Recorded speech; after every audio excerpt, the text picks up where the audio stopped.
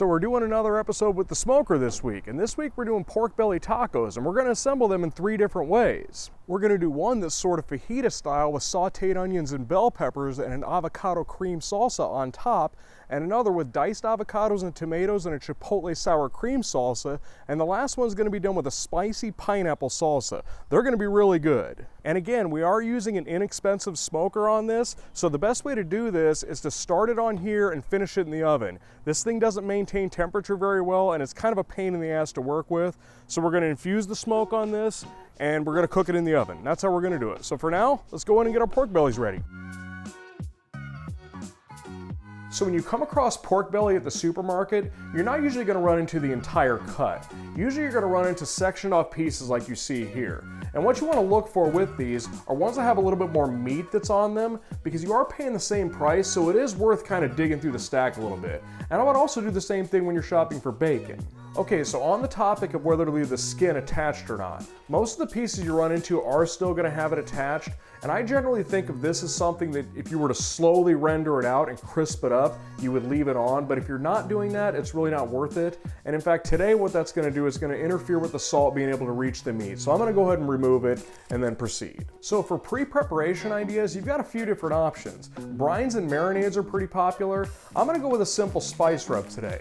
And for that, we've got some dry chilies. I've got some ancho chili and some dry guajillo chili here. You can get these at Mexican grocery stores. They're quite a bit cheaper there than they are at regular grocery stores, and they're well worth having in your pantry, so go get them.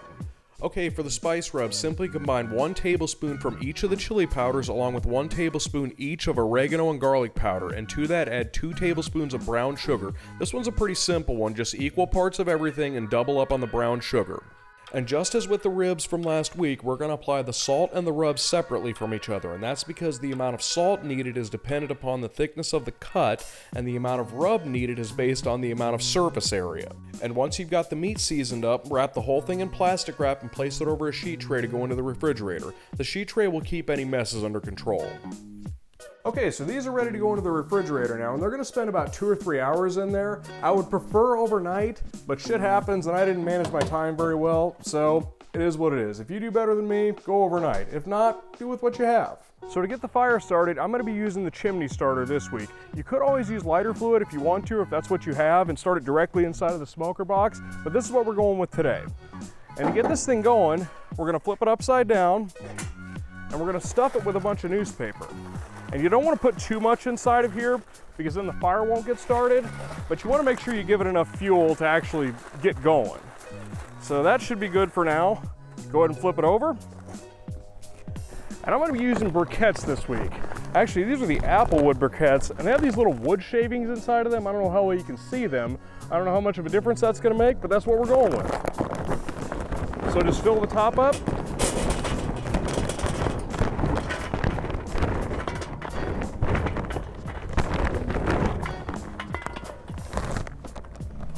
Little spares out of the way. And then all we do is light the newspaper on the bottom. And if you're using lump coal, it's going to take a little bit longer than these briquettes, so just keep an eye on the whole thing, whichever one you're using. Okay, it's been about 20 minutes now and the coals are fully lit, so we can place them directly into the side compartment of the smoker. And be careful handling the chimney starter at this point because it is extremely hot. Grab it from the designated handle only. And once you've got the coals emptied out, place a log that's about this size directly on top of the coals. And leave both the lid and side door open until the log fully catches fire. Okay, so you can see behind me that the log has fully caught fire. Make sure that the side door is open all the way and we can close the lid and get these pork bellies fired up. Okay, so the pork bellies actually did end up having a full day because when I started filming outside, it ended up being a little bit too windy for the audio to come in, and I actually got a few more pork bellies that I added to this. So we have a few more now because I'm going to cook lunch for my coworkers tomorrow. So when placing the pork bellies onto the grate, space them away from the firebox because on a cheap smoker, that section is going to get a bit too hot. Okay, so now that we've got the pork bellies on here, I'm going to take my next couple of chunks and I'm going to place them directly onto the smoker box. And that's because we want this thing to burn as clean and as hot as possible. And this is going to help dry them out to help achieve that more easily. Okay, let's have a look at the smoke here. If you're managing the fire properly, you should see transparent smoke with a sort of bluish tint to it. It shouldn't be thick, billowing white smoke at all. Okay, so the first log has been burning up now for about 20 minutes, and as you can see, it's about 3/4 of the way burned up. So we can go ahead and toss another log on it now. And what we're gonna do is we're gonna leave the door open during this time to make sure that it gets rid of the white smoke that initially comes off of it. And once it catches fire is when we're gonna close the lid. Okay, now we can see that the log has caught fire, so we can go ahead and close the lid. And I'm gonna place another log on top of it. And we're gonna repeat this a few more times until we've burned through 4 or 5 logs, and then we're gonna finish it up inside. So we'll check back here in a few minutes. Okay, so I've burned through 5 of those logs now and ready to take these things off, get them inside and finish them up in the oven. Well, they're a little cramped, but that's all right. Okay, so I've got the oven set to 250 degrees. They are gonna take about 1.5 to 2 hours inside the oven, and as you can see, they are overlapping each other a little bit, but that's not a big deal. So let's just go ahead and put them in the oven. We'll check back on these in a little bit. For now though, we can get all our toppings ready. Okay, the first thing I'm gonna put together is our Chipotle Sour Cream Sauce. And the first thing we need for that are Chipotle peppers. And what these are smoked jalapenos and adobo sauce. And most of the time you're gonna run into the canned version of these like you see here. And these are whole jalapenos, but Mexican grocery stores have them in jars, and these are actually diced. And most of the time you're cutting these things up anyway, so this is a better version. And it also keeps better because you can just put the lid back on, whereas with these you'd have to move it into a different container and all that bullshit, so give these a shot. Okay, this sauce is an easy one. Simply combine 8 ounces of sour cream along with 4 ounces of our chopped chipotle peppers. So that's 2 parts sour cream to 1 part chipotle peppers. And to that add 2 tablespoons of cilantro, the zest of 1 lime, and a pinch of salt. Give it a stir to combine everything together, and that's literally it. It's the easiest sauce you'll ever make. Now let's turn our attention to our avocado cream salsa. Start by removing the cores from 6 tomatillos and 1 Roma tomato and cut them into quartered sections. The tomato will change the color of the sauce a little bit, so if you're going for that bright green color, just leave it out, but that's up to you. We're also going to split 2 jalapenos in half and leave the ribs and seeds intact if you want it to be spicy, and add a small section of onion to the pan. Okay, so these need to go into the broiler for a couple minutes, and I've already got the pork bellies in the oven, so I'm actually gonna use the toaster oven here. And if you don't have a toaster oven, just do this part before you put the pork bellies in the oven, and it'll work out just fine. So this is gonna take about 15 minutes, and we'll check back here in a few minutes. Okay, while that's in the oven, let's get our pineapple salsa ready. Start with 1 16-ounce can of diced pineapples that's been drained, and to that add about 1/3 of a red bell pepper that's been diced, along with a tablespoon of diced onion, 1 diced jalapeno, the zest of 1 lime, 2 tablespoons of chopped cilantro, and a pinch of salt. Give everything a stir to combine, and once again, if you want it to be spicy, leave the ribs and seeds of the jalapeno attached. That's entirely up to you, but that's it for this salsa. Okay, let's check back in on our tomatillo pan now. What we're looking for with these is for them to be kind of softened up a little bit. We don't want too much browning, but a little bit of browning around the edges is okay. Okay, to finish this sauce off, load everything from the pan into a blender or a food processor along with 2 avocados, 2 tablespoons of chopped cilantro, and a pinch of salt, and blend the whole thing together until it's smooth. You could add another avocado if you want. That will result in a brighter green and a slightly thicker, creamier final product, but that's up to you. But for now, that's it for this salsa, so let's check back in on our pork bellies. Okay, now that we have all our sauces out of the way, the pork bellies have been in the oven for about 2 hours. I left them in a little bit longer because they were kind of lopped on top of each other. So let's take a look at them and see what they look like. They smell great. Okay, now these are fully cooked right now, but as you can see, they can use a little bit of browning on top. So I've turned the broiler on, and I'm gonna throw them into the broiler for a couple of minutes. Actually, take a few off first.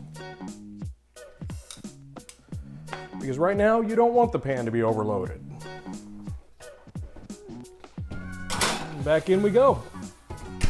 All right, we'll check back in a few minutes. Okay, they've been under the broiler now for a couple of minutes, and you want to be careful with this step because it can burn. So let's go ahead and take them out because they've taken on a little bit of browning, so they're done now.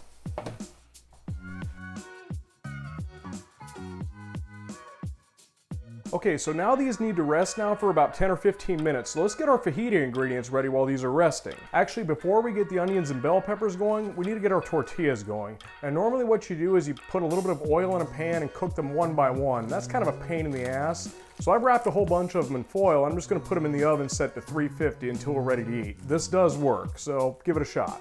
Okay, after putting the tortillas into the oven, place a saute pan over a burner set between medium and high heat, and once it heats up, add about 2 tablespoons of butter to the pan, and add a mixture of equal parts green pepper, red pepper, and onion that are cut into thin strips that are about 1/3 of an inch wide. Add a pinch of salt for seasoning and toss or stir the mixture together until everything takes on a bit of browning around the edges, but don't go too far with this. You still want a bit of texture left over, but you do want them softened. They should look kind of like this when they're done.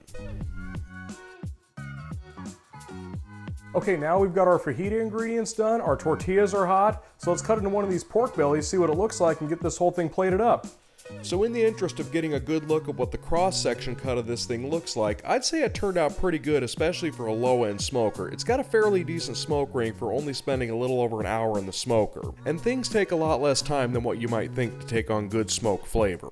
Now when cutting this up, I'm going to go for about a 1/2 inch dice because I think that's a pretty good size for tacos. Alright, now that we have that out of the way, let's put these things together and see what they look like. When putting these things together, I think I'm going to go for that modernist bourgeois style and use a sheet tray here. If you also use a sheet tray, make sure to line it with wax paper because the tacos can stick to the pan. Start by placing down 3 tortillas followed up with a pretty hefty amount of our chopped pork belly on each one, and for the first one, top with a bit of diced tomato along with some diced avocado, and finish with our Chipotle cream sauce. And for the second one, we're going to start with our onion and bell pepper mixture, and that's going to be finished with our avocado cream salsa. And the last one's the easiest one, just put some pineapple salsa on it, and that's it. And finally, garnish all 3 of them with a little bit of chopped cilantro. And I put these together this way, but you can mix and match these any which way you like. Alright, the only thing left to do now is to give it a shot and see what it tastes like. I'm going to go with this one with the Chipotle Sour Cream.